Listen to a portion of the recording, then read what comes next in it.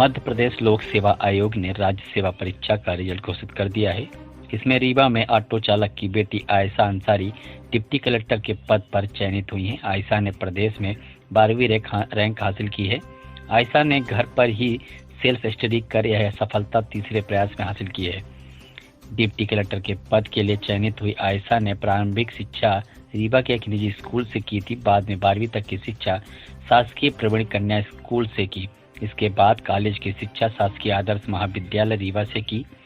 आयशा के पिता पेशे से एक ऑटो ड्राइवर हैं। आयशा ने इस सफलता का श्रेय अपने माता पिता और दोस्तों को देते हुए बताया कि पिता की इच्छा को पूरी करने वह कलेक्टर बनी है। बता दें कि परीक्षा परिणाम आने के बाद आयशा की इस सफलता पर उन्हें बधाई देने के लिए उनके घर पर उनके रिश्तेदारों और दोस्तों एवं नेताओं की भीड़ लगी रहती है।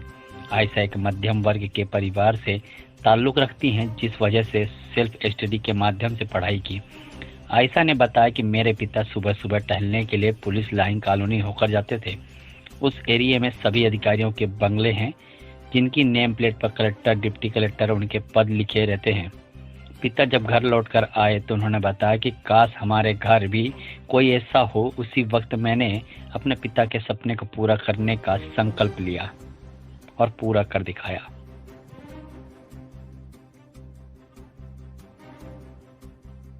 इतना बड़ा अचीव किया है कौन से और कैसा परिवार का सपोर्ट, कैसी तैयारी? सर, मेरा नाम आयशा अंसारी है।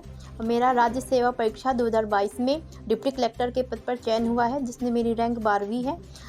एवं सर, जो मेरी प्रारंभिक शिक्षा रही है शहर के ही सरकारी कन्या विद्यालय प्रवीण कुमारी से रहा है। इसके बाद जो मेरा ग्रेजुएशन रहा है शहर के ही जो शासकीय महाविद्यालय है आदर्श विज्ञान महाविद्यालय, वहाँ से मैंने अपना ग्रेजुएशन किया है। इसके बाद जो मेरी तैयारी रही है पूर्णतः घर से रही है। एवं सर, मैंने इसमें सेल्फ स्टडी के माध्यम से अपनी तैयारी पूरी की और आज 2022 की परीक्षा में डिप्टी कलेक्टर के पद पर चयनित हुई हूँ। सर, इसमें मेरा 12वीं रैंक लगी है। सर, मेरे जो पिताजी हैं ऑटो चालक रहे हैं और उन्होंने अपने संघर्ष के माध्यम से, माता पिता के संघर्षों के माध्यम से मुझे यहाँ तक पहुँचाया है। एवं उन्होंने जो भी समस्याएं हैं, जो भी कठिनाइयाँ हैं, मेरे तक ना आने देते हुए उन्होंने हमेशा मेरी सफलता के लिए ही दुआएं की हैं। पिताजी का सपना था कि जैसे टहलने जा रहे थे, सिविल लाइन कॉलोनी बोर्ड लगा रहता है, कैसे सपना था बताइए? सर, ऐसा था कि उस टाइम पे जब मेरी इच्छा थी कि मैं कलेक्टर बनूं, तो मेरे पापा जब सुबह टहलने जाते थे तो कहीं ना कहीं वहाँ पे सैनिक स्कूल की तरफ सारे अधिकारियों के घर रहते थे, जिसमें सभी अधिकारियों के नाम के नीचे कलेक्टर, एसपी सबके नाम रहते थे। तो कहीं ना कहीं मेरे पिताजी का सपना था कि मेरी लड़की के आयशा अंसारी के नाम के नीचे भी ऐसा कुछ नेम प्लेट हो। जब उन्होंने बताया, उनका भी सपना बन गया कि ऐसा भी उनकी लड़की के नाम के साथ भी हो। तो मैंने सोचा जब मेरा रिजल्ट आएगा तो मैं पापा से यही बोलूँगी, पापा एक नेम प्लेट बनवाना है जिसमें उसके नीचे लिखा रहेगा डिप्टी कलेक्टर है आपकी लड़की का नाम। तो वही आज वो सपना पूरा हुआ, तो पापा मेरे बहुत खुश हैं, मम्मी भी मेरी बहुत खुश हैं। आर्थिक सहायता भी आप कमजोर है, किस तरह पढ़ाई करने में सहयोग मिलता था घर वालों का? जी सर, क्योंकि मैंने कोचिंग नहीं किया तो ऐसे कोचिंग की फ़ीस मेरी लगी नहीं, केवल बुक्स और जो एग्ज़ाम की फ़ीस होती है केवल उसी का खर्चा रहता था। तो मैं खुद भी ट्यूशन पढ़ाती थी, स्कूल में भी मैंने पढ़ाया है। तो ट्यूशन और स्कूल में पढ़ाने के साथ ही मैंने अपनी जो भी आर्थिक जो रहता था मुझे अपनी पढ़ाई के लिए मैं कर लेती थी। बाकी माता पिता का भी फाइनेंशियली, इमोशनली सपोर्ट सभी तरीके से था मेरे साथ। ऐसे लोगों का संदेश है आपका कि जो नए युवाओं को जो तैयारी कर रहे हैं ऐसी मंजिल पाने के लिए? हाँ जी सर, जो नए युवा है मैं उनको यही कहना चाहूँगी कि आप अपने जो भी प्रयास है अथक प्रयास करते रहिए, मेहनत करते रहिए। निराशा मिलने पर भी, असफलता मिलने पर भी यदि आप डटे रहे तो आपको एक अच्छा पद प्राप्त हो सकता है। बच्चे ने मुकाम हासिल किया है, कैसा सहयोग रहा आपका? सहयोग जो रहा तो सब उसी का है, मेहनत तो वही की है पढ़ने लिखने में। हम लोग बस पढ़ाई करते रहो। आज डिप्टी कलेक्टर बन के बहुत अच्छा लग रहा। जैसा भी आपके बच्चे ने बताया कि आप जाते थे घूमने जाते, जी जी जी, पोस्टर देखे, कैसा तो हमको भी लग रहा था कहीं ना कहीं हमारी बच्ची भी पढ़ लिख के कुछ बने। किस तरह सहयोग रहता था? हर चीज़ से, कोई चीज़ की दिक्कत हो तो बताना, कापी किताब जैसे बाहर रहती थी पैसों से की, तो हम कहे आप पढ़ो, उसकी चिंता मत करना, मैं सहयोग हरदम करता रहूँ। लगातार सुबह से बधाई कर जी जी।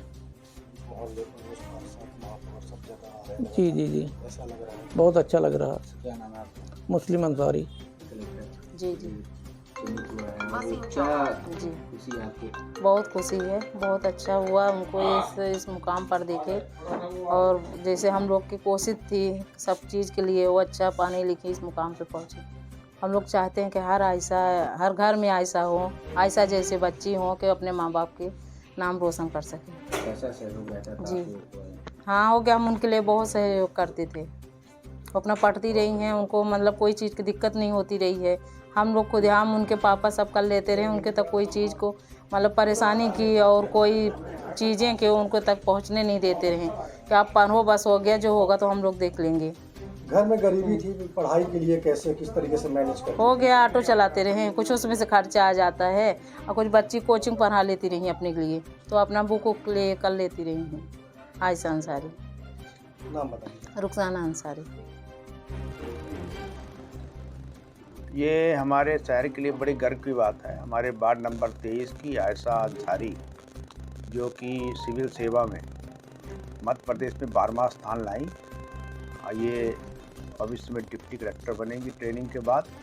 और इनके माता पिता का संघर्ष, उनका अपने बच्चों के प्रति जो पालने पोसने का रवैया था, उससे साबित करता है कि जो आदमी मेहनत करता है वो भविष्य में कहीं ना कहीं जाता है। और मैं धन्यवाद देता हूं उनके माता पिता जी को और आयशा को शुभकामनाएं देता हूं कि इसने जिस तरह से बिना कोचिंग के लगन से परीक्षाएं दी, इससे आने वाला भविष्य इसका बड़ा उज्जवल है। और इन्होंने इतना संघर्ष करके पढ़ाई किया। लोग कोचिंग करने के बाद नहीं करते और फिर बाद में अपने पिताजी को, माताजी को, सबको, भाई को, बहन को दोष देते हैं कि इनके कारण नहीं किया। ये एक आदर्श है। इनसे लोगों को नसीहत लेनी चाहिए कि जो कोचिंग न किया हो, जिसकी आर्थिक स्थिति अच्छी ना हो, वो अगर पढ़ के और इस तरह के उच्च पदों में जा सकता है, तो सारे बच्चों को इनसे प्रेरणा लेनी चाहिए। और जो लड़के रीवा के हैं, मैं उनको आपके माध्यम से कहूँगा कि आप लोग पढ़ाई करें, भविष्य पढ़ाई में ही है। और नशे की प्रवृत्ति को छोड़ के और आयशा जैसे लड़कियों का अनुसरण करें कि इन लोग इस तरह की पढ़ाई करके आज हमारे बीच पड़ी। बहुत बहुत धन्यवाद इनको। पिताजी भी बहुत गरीब है, ऑटो चलाते हैं। मैं जानता हूँ, मैं पूर्व से परिचित हूँ। मेरा वार्ड नंबर 17 में जब पार्षद था तब से मैं जानता था। उनका स्वास्थ्य भी नहीं ठीक रहता था। हमारे अकरम अंसारी यहाँ के पार्षद हैं, तो और किसी से कोई सहयोग न लेकर इस तरह का अचीवमेंट आना, ये रीवा के लिए गर्व की बात है।